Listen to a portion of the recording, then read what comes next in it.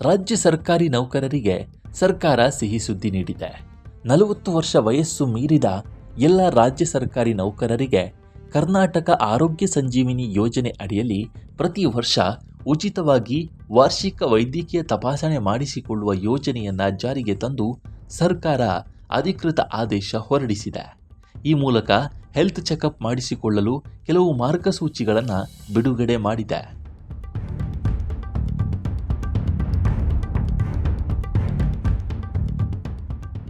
ಇತ್ತೀಚಿನ ದಿನಗಳಲ್ಲಿ ಆರೋಗ್ಯ ಹದಗೆಟ್ಟರೆ ಖಾಸಗಿ ಆಸ್ಪತ್ರೆಗಳಲ್ಲಿ ಚಿಕಿತ್ಸೆ ಪಡೆಯೋದು ಭಾರಿ ದುಬಾರಿ ಆಗ್ತಾ ಇದೆ. ಈ ಸಮಯದಲ್ಲೇ ಸರ್ಕಾರ ಕೆಲವೊಂದು ಯೋಜನೆ ಜಾರಿ ಮೂಲಕ ಜನರಿಗೆ ಅನುಕೂಲವಾಗುವಂತಹ ನಿರ್ಧಾರ ತೆಗೆದುಕೊಂಡಿದೆ. ಕೇಂದ್ರ ಸರ್ಕಾರದ ಮಾದರಿಯಲ್ಲಿಯೇ ರಾಜ್ಯ ಸರ್ಕಾರಿ ನೌಕರರಿಗೂ ಪ್ರಿವೆಂಟಿವ್ ಹೆಲ್ತ್ ಚೆಕಪ್ ಸೌಲಭ್ಯ ಸಿಗಲಿದ್ದು, ನೌಕರರು ನಿಯಮಿತವಾಗಿ ತಪಾಸಣೆ ಮೂಲಕ ಆರೋಗ್ಯ ಕಾಪಾಡಿಕೊಳ್ಳಬಹುದಾಗಿದೆ. ಸಿಬ್ಬಂದಿ ಮತ್ತು ಆಡಳಿತ ಸುಧಾರಣೆ ಇಲಾಖೆ ಈ ಕುರಿತು ಕೆಲ ಮಾರ್ಗಸೂಚಿಗಳನ್ನು ಬಿಡುಗಡೆ ಮಾಡಿದೆ.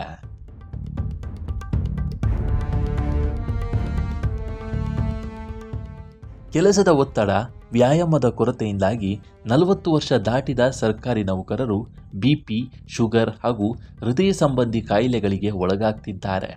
ಹೀಗಾಗಿ ಆರಂಭಿಕ ಹಂತದಲ್ಲಿಯೇ ಕಾಯಿಲೆಗಳನ್ನು ಪತ್ತೆ ಹಚ್ಚಿ ಮುನ್ನೆಚ್ಚರಿಕಾ ಕ್ರಮ ಕೈಗೊಳ್ಳುವ ಮೂಲಕ ನೌಕರರ ಆರೋಗ್ಯವನ್ನು ರಕ್ಷಿಸುವ ಉದ್ದೇಶದಿಂದ ಈ ವಾರ್ಷಿಕ ಆರೋಗ್ಯ ತಪಾಸಣೆಯನ್ನು ಜಾರಿಗೆ ತರಲಾಗಿದೆ.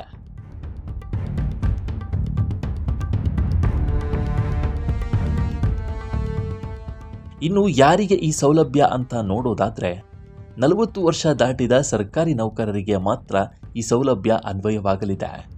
ಕರ್ನಾಟಕ ಆರೋಗ್ಯ ಸಂಜೀವಿನಿ ಯೋಜನೆಗೆ ಒಳಪಟ್ಟ ನೌಕರರಿಗೆ ಮಾತ್ರ ಇದು ಅನ್ವಯವಾಗಲಿದೆ. ಕುಟುಂಬದವರಿಗೆ ಲಭ್ಯವಿಲ್ಲ. ಆರೋಗ್ಯ ತಪಾಸಣೆ ಸೌಲಭ್ಯ ಕೇವಲ ಸರ್ಕಾರಿ ನೌಕರರಿಗೆ ಮಾತ್ರ ಇರುತ್ತೆ. ಕುಟುಂಬ ಸದಸ್ಯರಿಗೆ ಈ ಯೋಜನೆ ಅನ್ವಯಿಸುವುದಿಲ್ಲ.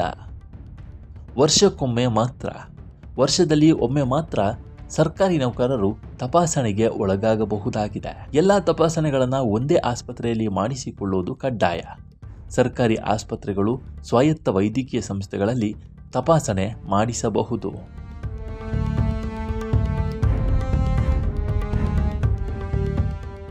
ವಿವಿಧ ತಪಾಸಣೆಗಳಿಗೆ ಸರ್ಕಾರ ಗರಿಷ್ಠ ಮೊತ್ತವನ್ನು ನಿಗದಿಪಡಿಸಿದ್ದು, ಈ ಮಿತಿಯೊಳಗೆ ಆಸ್ಪತ್ರೆಗಳು ತಪಾಸಣೆ ನಡೆಸಬೇಕಿದೆ. ಪುರುಷ ನೌಕರರಿಗೆ ಗರಿಷ್ಠ 2,000 ರೂಪಾಯಿ, ಮಹಿಳಾ ನೌಕರರಿಗೆ ಗರಿಷ್ಠ 2,200 ರೂಪಾಯಿ ಈ ಮಿತಿಯೊಳಗೆ ಬರುವ ವೆಚ್ಚವನ್ನು ಸರ್ಕಾರ ಭರಿಸಲಿದೆ. ನಾಡಿ ಮಿಡಿತ, ರಕ್ತದೊತ್ತಡ, ತಾಪಮಾನ, ತೂಕ, BMI, ಉಸಿರಾಟದ ವ್ಯವಸ್ಥೆ, ಹೃದಯ, ನರಮಂಡಲ, ಹೊಟ್ಟೆ, ಹಲ್ಲಿನ ತಪಾಸಣೆ, ಕಣ್ಣು ದೃಷ್ಟಿ ದೋಷ, ಕಣ್ಣಿನ ಒತ್ತಡ, ಕಿವಿ, ಮೂಗು, ಗಂಟಲು ತಪಾಸಣೆ ಸೇರಿದಂತೆ ಹಲವು ತಪಾಸಣೆಗಳನ್ನು ಈ ಮೂಲಕ ಮಾಡಿಕೊಳ್ಳಬಹುದಾಗಿದೆ.